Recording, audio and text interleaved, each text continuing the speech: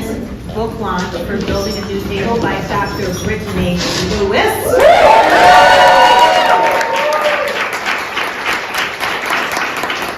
Before I introduce Dr. Lewis, a few thank yous. First, thank you for the University of Minnesota Press for getting behind this book very quickly and with expertise and care that I think you all will see in the finished product. So thank you, University of Minnesota Press.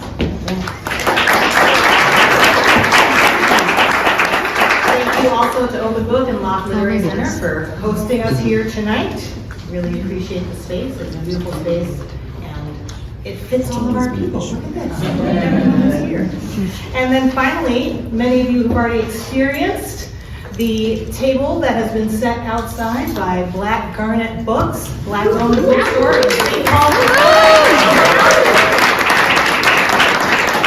And they will be selling the book after our program as well, and Dr. Lewis will be doing more signings. So if you didn't get your book signed or didn't get a chance to get your copy yet, you will have a chance as we mix and mingle after the formal program.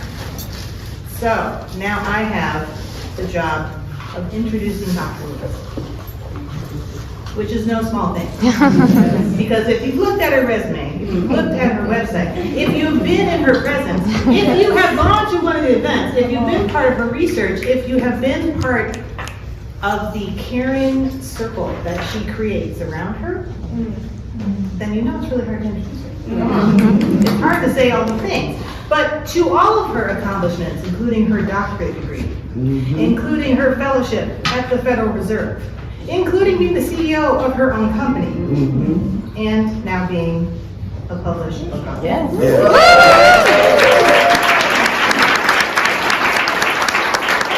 I'm going to add another title to the list that's not yet on the resume, and that is futurist. From the moment I met her when she was a new graduate student and a young mother, Brittany Lewis was always thinking 2 or 3 steps into the future. And she was and is really good at it. She was good at envisioning what she wanted to build while being strategic and patient, even when the institutions or people around her threw up roadblocks.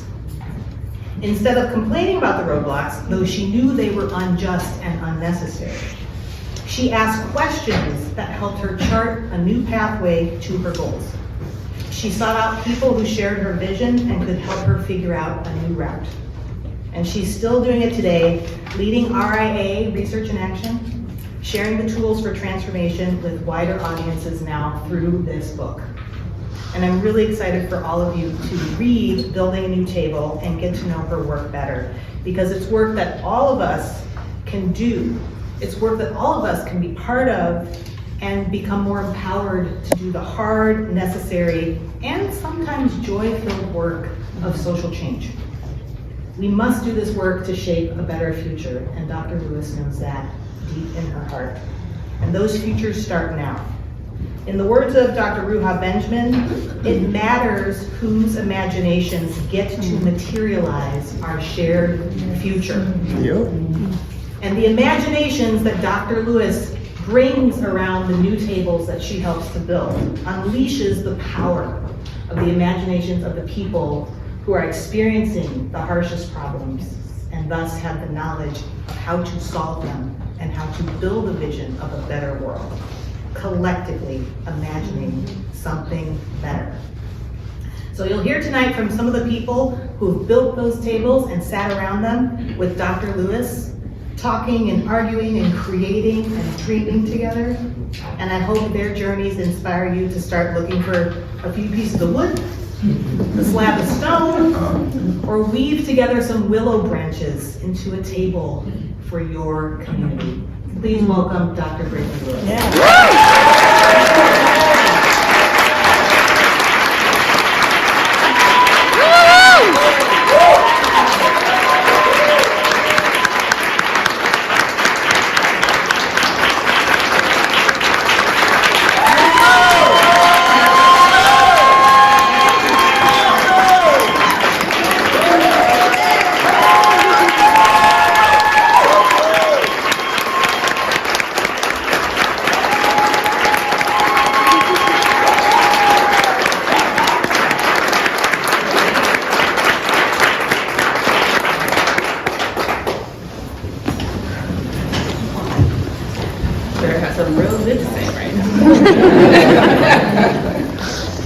I really, really do appreciate you all for being here with me in this moment.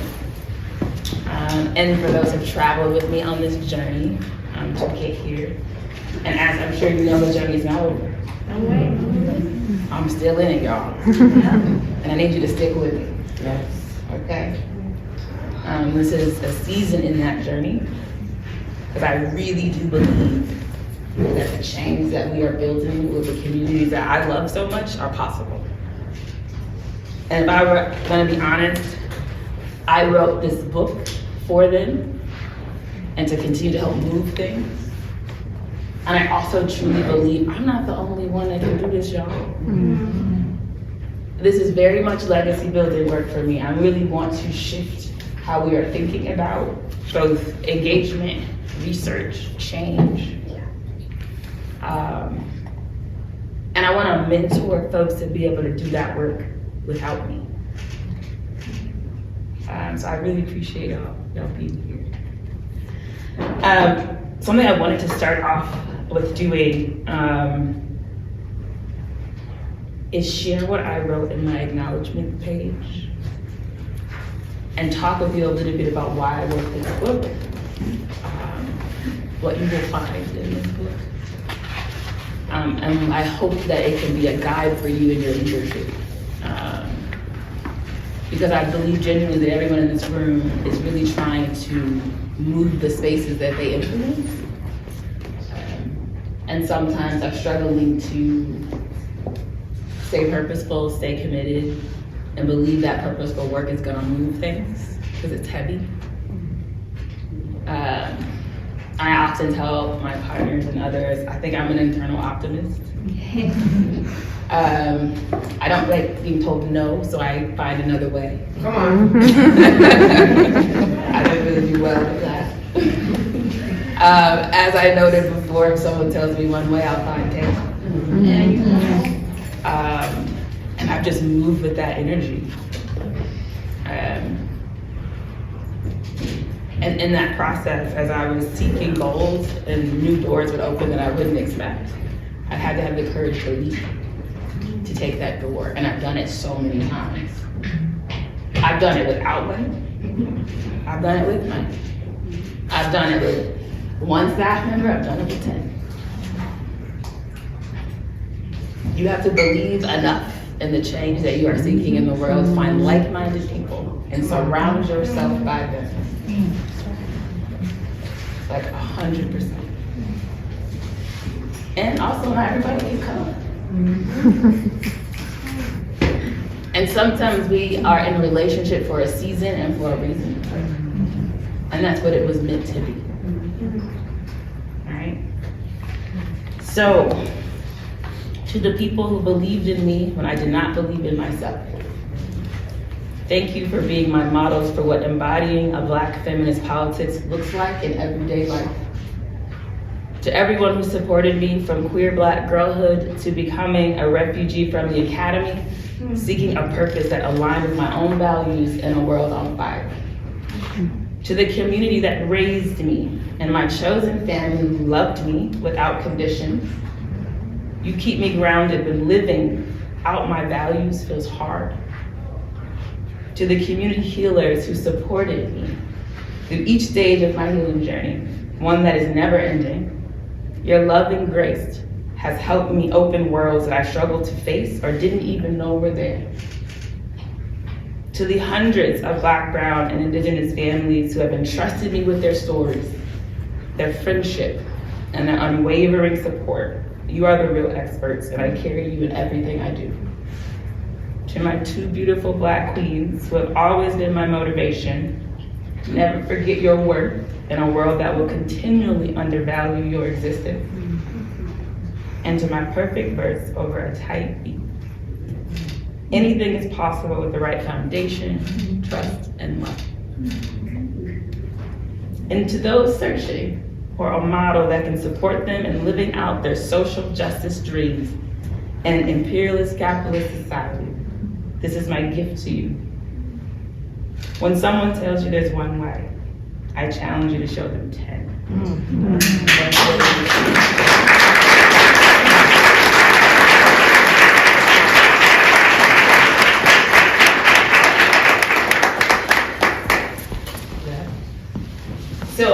did an interview about the book, and the interview reminded me of a very kind of well-known phrase, so to speak, that Shirley Chisholm would say when they were on the campaign trail.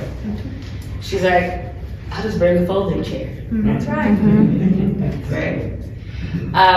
And when I was in that interview, I raised up her both embodiment, her spirit, and her intention. I named, I'm living on the shoulders of folks like Chisholm, but I'm no longer bringing a folding chair.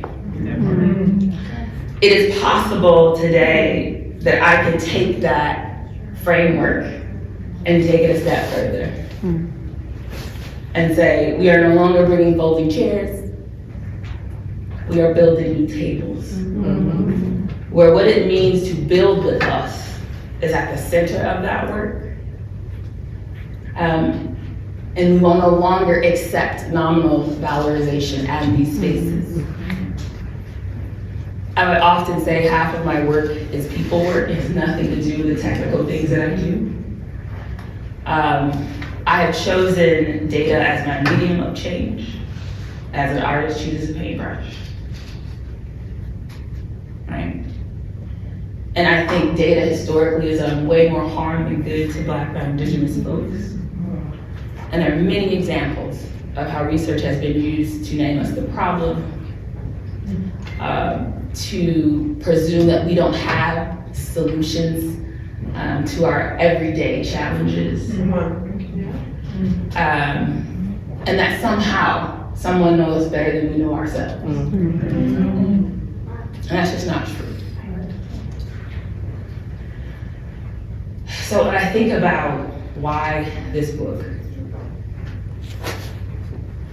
I think deeply about the change I know is possible, but I also understand in order for that change to happen, our cultures have to face some hard things about whether it's leadership, developing shared understanding, shared language, facing how we got here in the first place, going towards root causes, not band-aid. I know that's like hard work.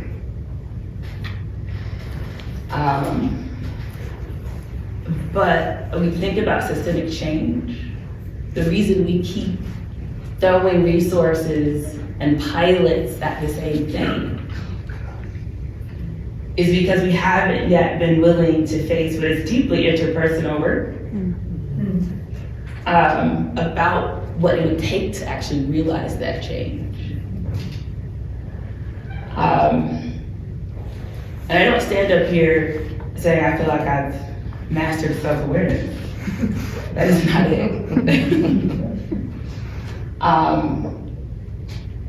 I'm deeply committed to questioning, to getting it wrong, to leading in vulnerability, to understanding what our strategic moment is about, even if we disagree on other things.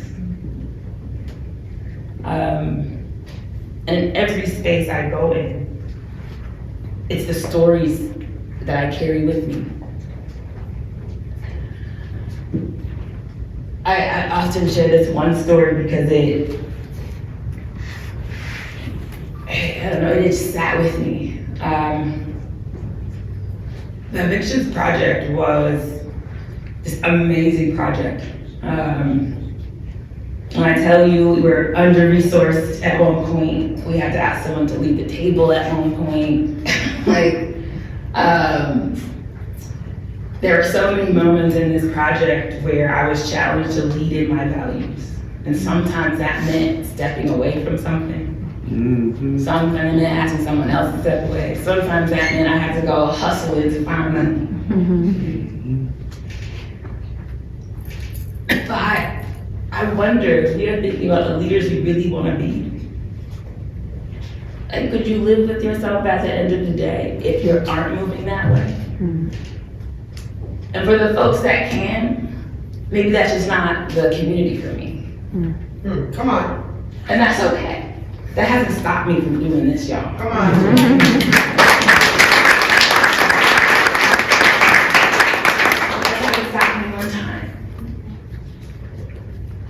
you will find your people if you're building the right tables. You really will.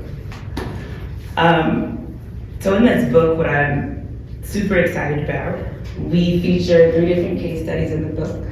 We look at our partnership with Twin Cities Habitat, and Sharice Turner is here today from that partnership and project. The Missing and Murdered African American Women Task Force is a project that we feature. We also touch on our partnership with the Westside Community Organization and our gentrification study.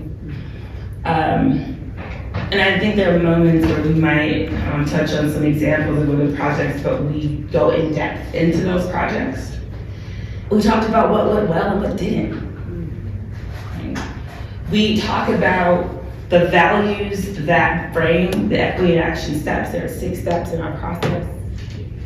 We talk a great deal about the work, the interpersonal work that has to happen before you build that table. And then we name, you're probably gonna fuck it up anyway. But you have to be at the table. You have to make mistakes, right? And you have to go through that process and come out the other side. There are many times, and one of the examples we share where like, I have to play the role of both engaged researcher and coach, where someone is struggling to show up. So how do I pull them aside, call them in, not call them out, and support them in showing up better as a leader? If I believe that we're here for the same strategic reasons, and there's been so many examples where I've been able to do that work with leaders, and they will disclose the pressures they're feeling, whether it's from their boards, whether it's from being in the same room with the supervisor and saying the thing that they feel like should be said. And I appreciate that level of honesty. And we strategize together on how to still share that truth and move the change we're seeking. This book is just as much about ethical ways to co-create data with community as it is about the type of leadership we need when things get hard, because it will. When we disagree, because we're going to. When there's conflict, because you know Minnesotans don't like that. Well. It is just a part of the work. And it does take a skilled person in this third space to be able to hold multiple truths at one time. I can name that there are some folks that showed up at the table crazy. Come on. Okay, yeah, some folks showed up at the table crazy, and I had to put my own ego aside. I had to call my best friend for that, right? And I had to figure out how to call them in and support them in showing up in the leadership I know they're committed to. And I feel like we are not leaning into that enough.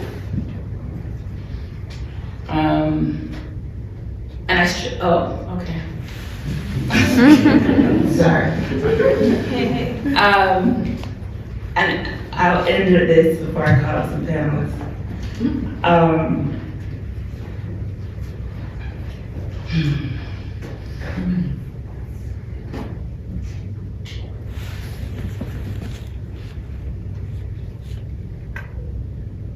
I asked you to go back to the spaces in which you want to influence.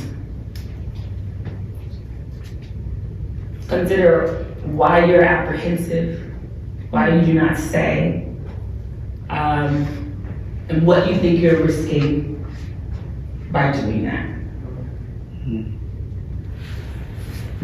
I don't want a job. I want a vocation.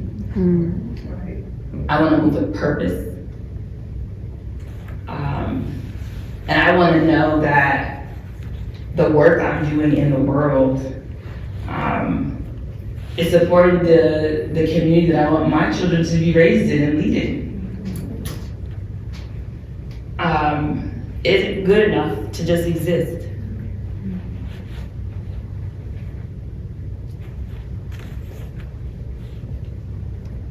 How are you challenging the people you love? Come on. How are you challenging your colleagues?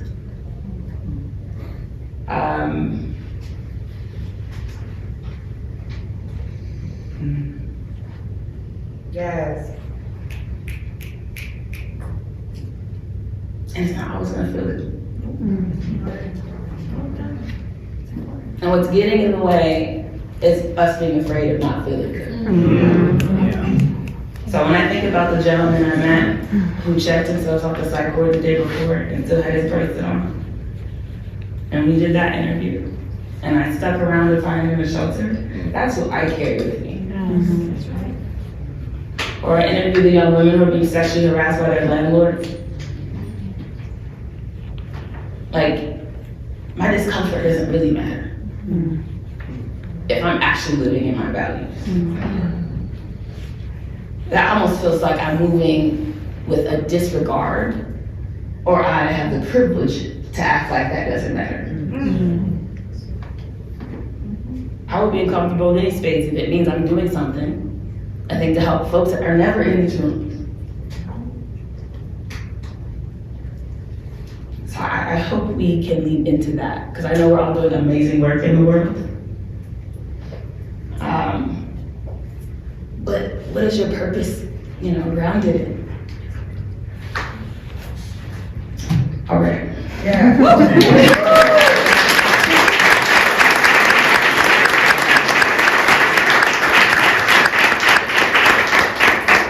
I would like to invite Cherise Turner, the Chief Program Officer of Twin Cities Habitat for Humanity, and Tiffany Robertson, Director of Operations at Extended Family Network, to come and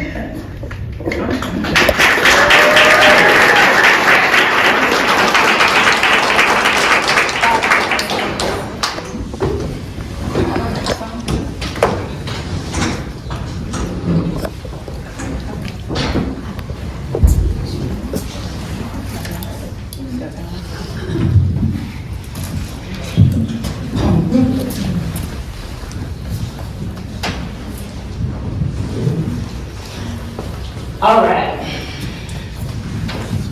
Something that we thought would be really important today is for you all to get an opportunity to hear from folks that have been in partnership with myself in Research and Action. What have their experiences been? Good, bad, or indifferent. I can't wait to hear. So I'm going to kick us off with our first question. Either person can start.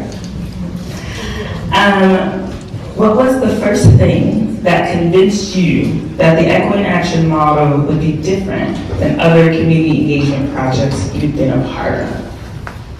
How did you know? I realized that this was not going to be fast work.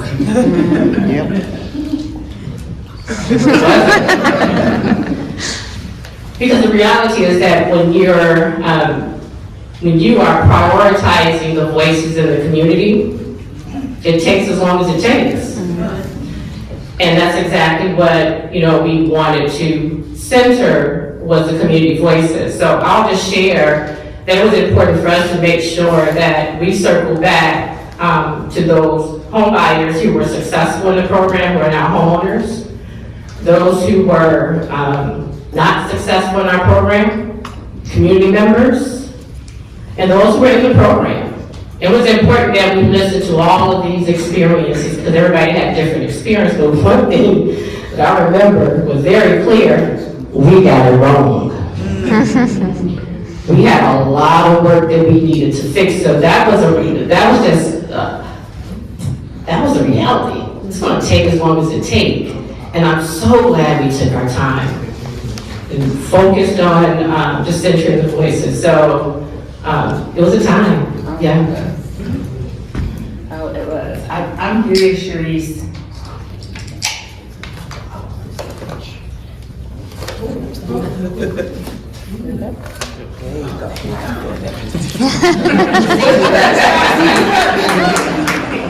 Didn't want you to topple. I appreciate you. Okay, so when you name that we got it wrong, Was it hard for the organization to admit that? Now I need to go back a little bit. I joined Twin Cities Habitat in 2018, and I always shared this story, I tell this story a lot. Before I accepted this position, I went to community, was like, what do you know about them? Because I know this brand. The brand is an international brand. But I really didn't know them, and I needed to understand why. So I just started going to my peers, you know, and my mentor was asking, like, what do you know? I'm looking at this deck that they sent me, it had 85% people of color they had served, but I knew nobody that went through a habitat, went through the program. I can understand that if you're serving in my community. And I remember one of my mentors saying, you should go to Habitat and find out what's going on in Habitat. Because if none of us know, there's a reason why we don't know them. And I accepted the position the next day. And I remember just, you know, we like to pat ourselves on the back, you know, because Habitat do amazing work. But do they do that work in my community, right?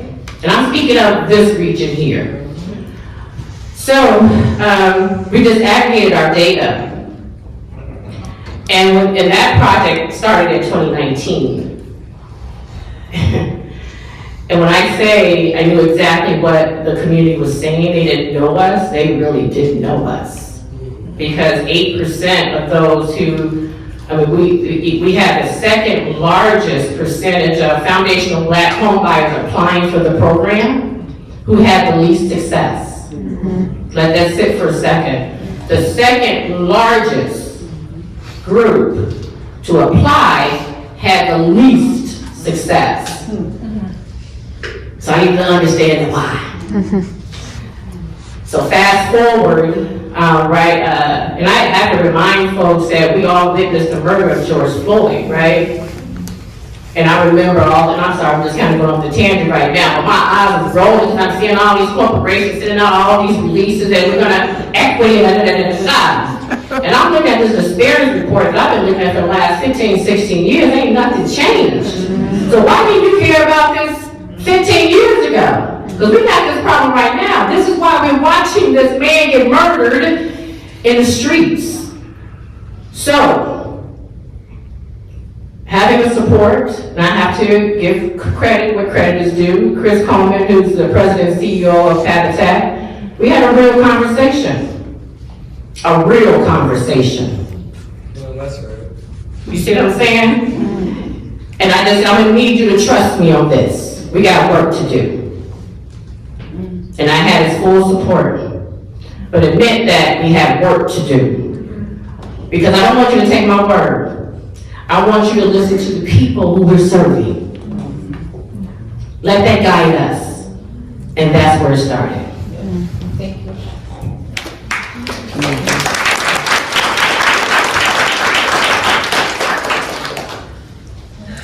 Well, for me, can you hear me? Okay, so again, my name is Tiffany Roberson. My main work is with Safe Harbor. I work for Safe Harbor. I do crisis work, intervention for young people that's been sex exploited or trafficked. And I was brought in on the Missing and Murdered Black Women and Girls Advisory Committee and Task Force. And being a lived experience individual, I wasn't super excited about being called in on this because it always felt like for me in previous things I've been a part of like this is, you know, they're just calling me in because I'm this lived experience individual and I'm just here to, you know, just be in space, not really be in partnership. And for me, I felt that partnership. And that's what really resonated with me is that partnership and really feeling as though I had a real voice, you know, in this work and really making my voice, you know, be a part of something that can shift and change so much, you know, in the work that I do, and the work that a lot of people in my community does and that I'm a part of. And so that was my biggest thing is just that, and also that accountability too, just making sure that, you know, you're showing up and showing us, you know, the work that we're doing and how it is being translated, you know, and like our finished products, not just me just holding space and coming in and telling my story, right? And so that meant a lot to me, just being able to know that like this is a real partnership. This is not just me just being in space with folks that like are, you know, you can kind of feel the imbalance, you know, in spaces like this. You know who holds the power, you know who has the, carry the most weight in the room, you know, and so for me, a lot of those barriers were broken down right away, you know, and I appreciated that, you know, so yeah. I appreciate what you're both naming. You know, for folks that don't know about the model, everything we do, we co-create. I'm talking working meeting style. And this is not, as she noted, I've just been asked to be on display and to share my story and then like, thank you, exit stage left, and then we'll like ponder, like we're not doing none of that. We are doing work, whether we are defining what is our shared definition. I think something that we did in partnership with Black Women Girls in that project was define what violence meant. Because everyone's been telling them what it means. And that was a really important part of our process. What does violence, physical, material, like there are many levels of violence that Black women and girls are experiencing, but the definitions that were being placed on them didn't actually go to the depths of the intricacies of what they thought was true for them. So we don't have shared understanding of the definition of violence. What are we talking about? So we had to do that work on the front end. What are shared understandings? They were co-creating who we would go interview. They got to co-create the interview questions. If they wanted to come and interview with us, they could. How were you at, Ms. Jackson? But I think Ms. Jackson came with us. She came with us to one of the, you wanted to be trained in one of the interviews. Oh, yeah. Yeah, she wanted to get interview training. So we gave her interview training. I call it like I see it. And that's not required, right? It is, we want to elevate your leadership. We want to move you to the center. We want to elevate your skills. If there are spaces and places that you actually want to contribute more, we don't want to prevent you from doing that. We also understand and respect people's time. I think something that felt really good at the end of that project when the report came out, a number of the council members go, I can literally see my words. Yeah, literally. Yes. And what made me sad about it is how shocking it was for them to be like, my words are actually right there. And that's a testament to what is business as usual and what they're used to. So I really appreciate you sharing and naming that. I'm curious what changes you witness in others who are part of those action spaces. And what experiences change you, if at all, being in those spaces? I think as an organization, we humbled ourselves. I remember the voices. I remember and I'll just share a little bit about the project we did. It was a Foundation of Black Initiative. And we just wanted to understand the journey. What was your experience like? Why didn't we have more success when you start to disaggregate the data? I just remember we couldn't ignore those voices and the tears. There were moments when we did the data walk. I cried because you can't ignore them. You can't ignore the data. You can't ignore the stories. You can't ignore their voices. And I just thank Dr. Lewis and her team because we needed that as an organization. It humbled us. Our language changed. We talked about correcting the wrongs of our past. We talked about listening and slowing down, understand what you're hearing, and applying that to the work. And for myself, personally, I felt affirmed because I knew that if you just simply ask people, they will tell you how to support them. Like, I knew that. Imagine that. So I felt affirmed. Almost like, I told you, right? I told you. And you can't ignore that. So I just want to thank Dr. Lewis and her team, because this is our legacy work. This is now a project that is now a national initiative. So you got 50 other Habitat affiliates who are advancing black home ownership.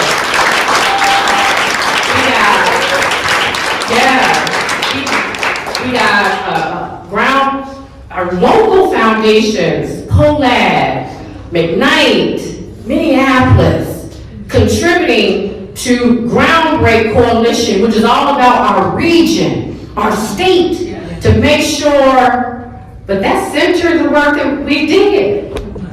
You see? Because we realize if you listen, people will tell you, you won't waste money. You will see impact, and you will spend less money.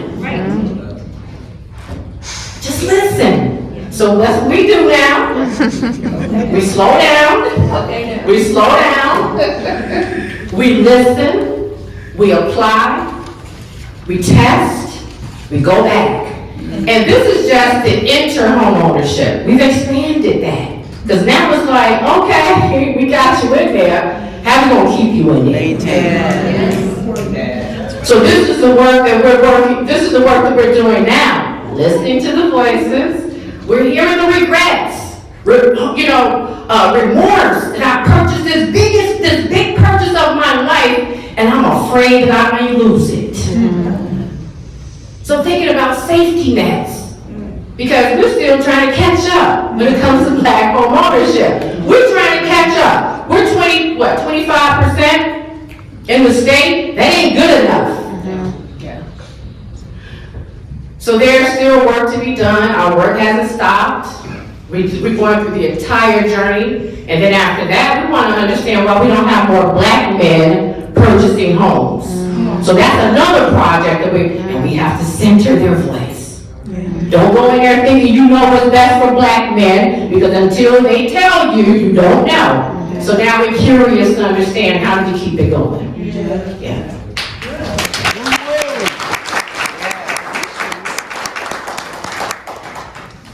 I think for me, just seeing the level of, just being in space with individuals, majority of individuals being lived experience, I appreciate that, and seeing the amount of change with them when it comes to, it's one of those things where in the beginning, we all were just like really quiet.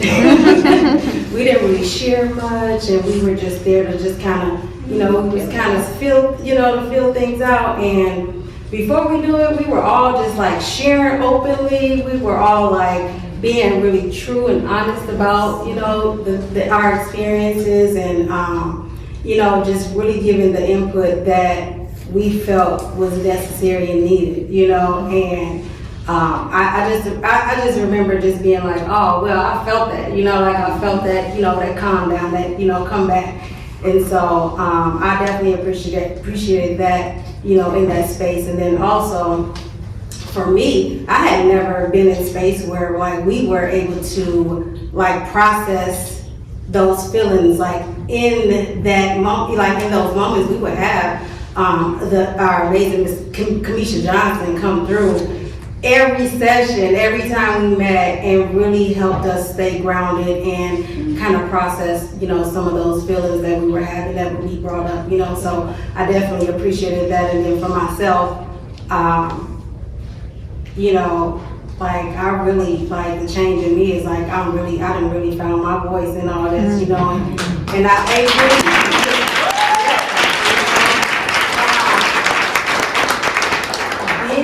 to take it national, like going to DC, like that was like, oh man, like that's real for me, and that's a moment that I would take forever, you know, that I would cherish forever, because I was able to be a part of something greater than myself, you know, and feeling so empowered, you know, and finding that voice. So yeah, I'm speaking a little bit more confident.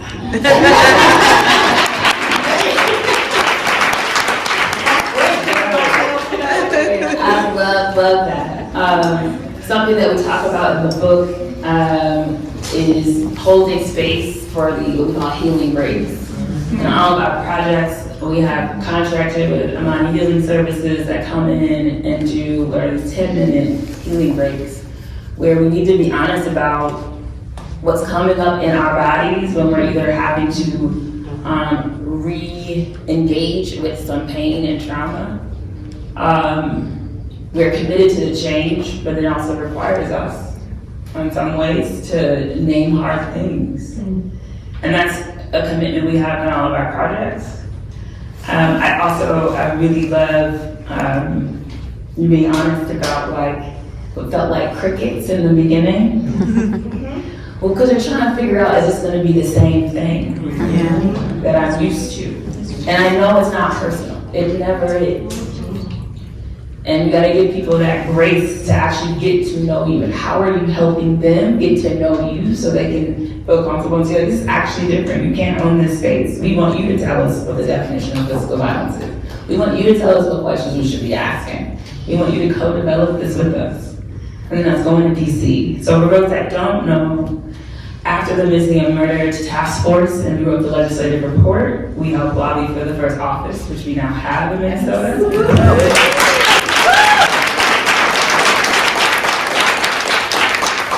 And then we worked with Ilhan Omar and Bonnie Watson Coleman to write a federal bill on behalf of Black women and girls called the Brittany Clarity Act. Myself and some other members, including Tiffany, flew to DC. We introduced it at the beginning of the Congressional Black Caucus Conference. We partnered with the Congressional Black Caucus to introduce it. We held an event.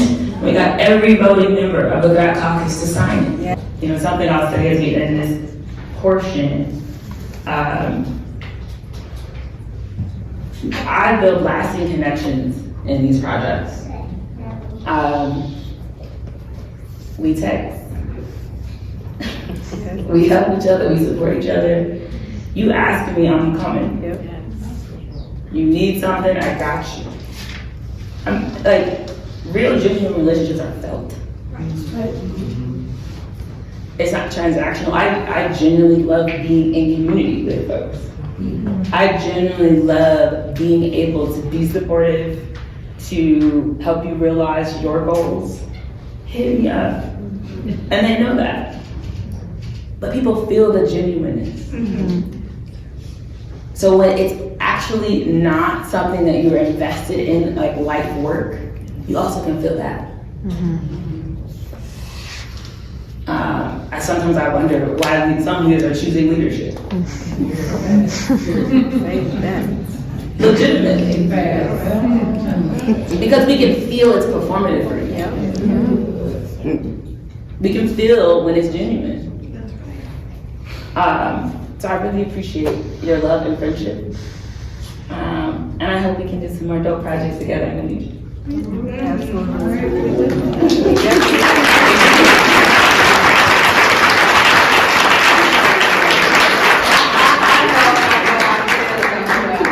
Definitely, and it goes beyond words of the appreciation and the honor it's been to be not just in partnership, but really being a friend. And you have been there for me. Like, I didn't know that it would get to this point, but I definitely appreciate you. And thank you so very much for inviting me to be a part of your special day. My name is Artika Roller, and I had an opportunity. I think I started following you back when you were doing the redlining research. Yes, so it's been a few years. But I'm gonna put on my glasses and then we're gonna jump in. All right, let's do it. All right, so building a new table. In the introductory of this book, you state, I am an action researcher. And I felt that. I felt that with power, with clarity. That statement really kind of wrapped up what I see you doing in your work. It really sounds like when you said, I am an action researcher. Sound like the super shiro next level And I don't want to characterize that, make you subhuman, but that's what it felt like. It was like, oh, okay, I'm interested. Let me read a little bit more. But I seen you do this work, and I seen the painstaking care that you take to navigate the complexities of being in relationship with this goal of having the best end result, but with this goal of taking care of everybody in that space. And so when you said, I am an action researcher, and so, yeah, that's who she is. that resonated with me. But in chapter 8, you go on to say that you have created the EIA model, the Equity in Action model, to disrupt traditional research paradigms and to better realize the power of research for a community. And in this model, you talk about this Black feminist theorist and researcher who draws on community wisdom and experience. You state Black feminist research centers community voices and invites folks to share. And I would say share in ownership, but you said share in the meaning-making process. And we've seen that when you were talking through that not only, Tiffany said, was I there to share my story, but I was there to share in the meaning-making process. Yeah, so what inspired you to use the metaphor of building a new table as you were making meaning or supporting people and making meaning in the process? And I feel like I alluded to this earlier when I was referencing Shirley Chisholm. When I think about Black feminist politics and models that we've had throughout history, whether you're talking about from Fannie Lou to Shirley Chisholm, these are women who, through example, have brought Black women's thought to the margins of the center of political and social moments. And I feel like building a new table aimed to disrupt this idea that we want to be invited to yours, or that we it wanted to disrupt this idea that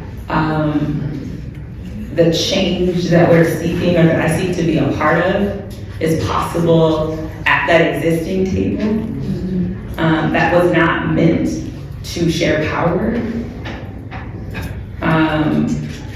that has a lot of performative trappings that leave the voices of Black women, girls, and femmes in a deficit-based place and do not engage with them from an asset-based place. And that new table must engage with Black women, girls, and femmes from an asset-based place. And for a lot of folks with differential power, that is a relearning of how to engage or be in space with Black women, girls, and femmes. They have to unlearn some stuff. So you made some remarks about, at the beginning, about what inspired you to write this book. What do you most want? What do you most want to read, us to read in this book, and why? What are those pieces that you want us to take away from the book? I think I was alluding to it before, but with the work, half of it's people work, half of it's the medium that you've chosen to move change through. It won't work if you're not doing your own identity development work It won't work if you're not willing to ask questions out of curiosity and also name that you might make a mistake. Right? I actually think you develop a deeper connection with people when you can display that vulnerability. There are many times where we've led projects where someone illustrating that vulnerability, a community member would pull me aside and say, like, I respect them more now. Because you also are showing your humanity. Where typically in these spaces, we feel like we have to performally show up as I know all, or I can move all. But when you can actually admit that, like, I might not know that. Or I might not know I can move that or not, but I'm gonna try my damnedest to do it. And so many of us are afraid to say that. And I think about what it means to build real trust. It doesn't mean that you will deliver on that concrete thing. It means they feel like they have an ally in you, that you are in solidarity, and that they know when you're not in the room, that you are speaking up and speaking out. Even if the final outcome doesn't deliver the thing that we were hoping, you have built a trusted relationship. You are now in a relationship with someone you know, and every room you go in will speak in the same values and ethics that you have.